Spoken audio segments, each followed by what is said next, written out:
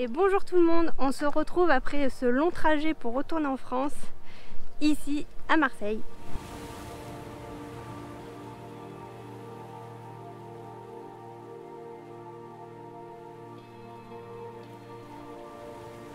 Et on se retrouve pas n'importe où pour vous parler de ce qui va suivre sur la chaîne, parce que on est actuellement sur le chemin des douaniers, à côté de la calanque d'Éverine. On est donc du côté nord de Marseille, sur la Côte Bleue, et on est trop content de se retrouver là. Alors c'est super parce qu'aujourd'hui il fait super beau, alors que hier il pleuvait vraiment beaucoup. On pensait vraiment pas qu'aujourd'hui ça pouvait le faire et finalement ça va, grand soleil, il y a un petit peu de vent, mais franchement il fait vraiment pas froid comparé à ce qu'on a pu vivre en Norvège. De toute façon il n'y a pas photo. C'est la première rando officielle de Hera en France, à Marseille surtout. On est le 31 janvier et on est sans veste. Il doit faire presque 15 degrés, c'est assez incroyable. C'est pas forcément une bonne nouvelle, comme le dit Sarah. Mais en attendant, là c'est agréable. Alors il faut savoir que cette randonnée est d'une difficulté modérée, ce qui équivaut à une randonnée extra facile en Norvège.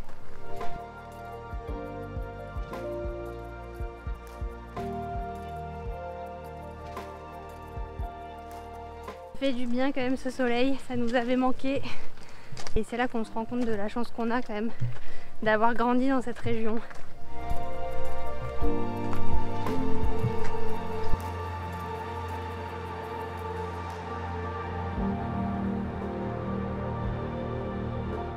Allez c'est parti, on grimpe un petit peu pour se trouver un spot joli pour pique-niquer avec la vue sur la mer.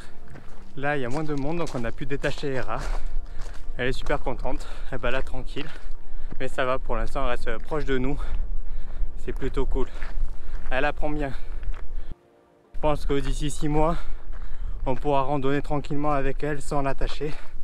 Et ça va être trop cool.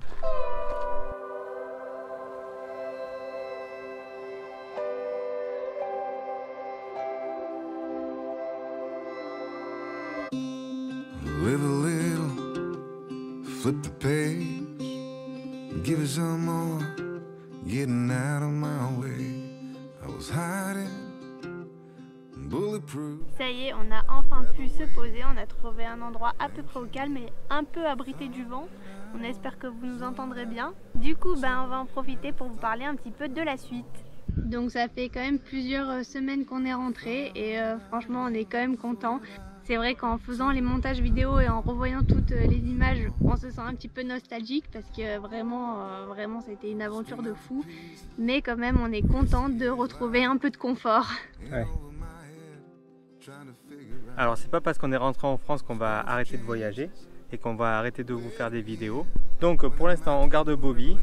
On espère qu'on va pouvoir en profiter un petit peu parce qu'avec les temps actuels c'est assez compliqué de voyager, mais on espère pouvoir vous montrer plein de choses et vous amener avec nous dans nos différents voyages qu'on fera sûrement le week-end. On va également essayer de vous faire des petites vidéos tutoriels parce qu'à la base on a créé la chaîne YouTube pour vous faire des tutos et on a vraiment plein de choses à vous montrer. D'ailleurs je pense que les prochaines vidéos vont vous plaire parce qu'elles vont être centrées sur l'aménagement du fourgon encore. Bien qu'on garde Bobby, on va se relancer dans une grosse aventure d'aménagement.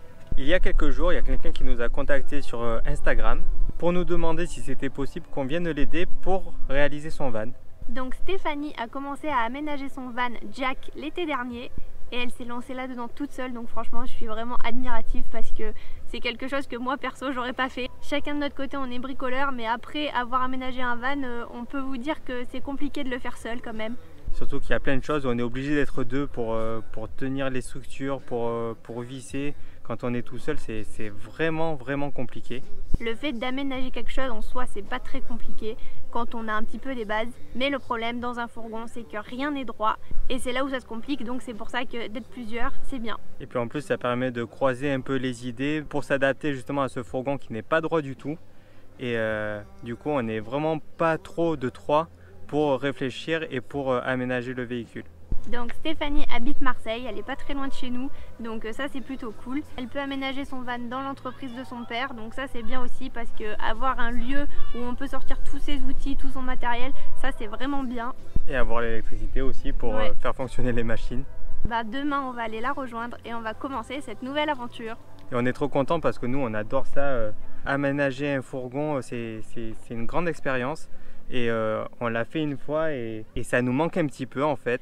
Ouais. Donc là cette opportunité là on pouvait pas la rater quoi. Par contre la différence c'est qu'elle a un L2H2 donc c'est plus petit que Bobby et dedans elle veut mettre une douche, un frigo, un chauffe-eau, un chauffage, plein d'autres choses. Donc ça va être le défi d'arriver à faire rentrer tout ça là-dedans. Oui, parce que nous on a un fourgon qui fait 50 cm de plus et on n'a pas tous ces équipements, donc là ça va vraiment être un gros challenge. Du coup on sait pas combien de temps ça va prendre, mais c'est sûr que les semaines qui suivent on va vous faire partager tout ça. Et par la suite on verra parce que chaque jour il y a des choses qui changent et donc peut-être que demain on repartira en voyage, peut-être que non. Peut-être qu'on vous fera des tutos sur comment faire des meubles. On a beaucoup d'idées, beaucoup de projets, il faut juste qu'on trouve le temps et l'occasion de les réaliser. Mais c'est sûr que la chaîne ne va pas s'arrêter là. Alors mettez-nous des pouces bleus, abonnez-vous, laissez-nous des commentaires et comme d'habitude, on vous dit à la semaine prochaine.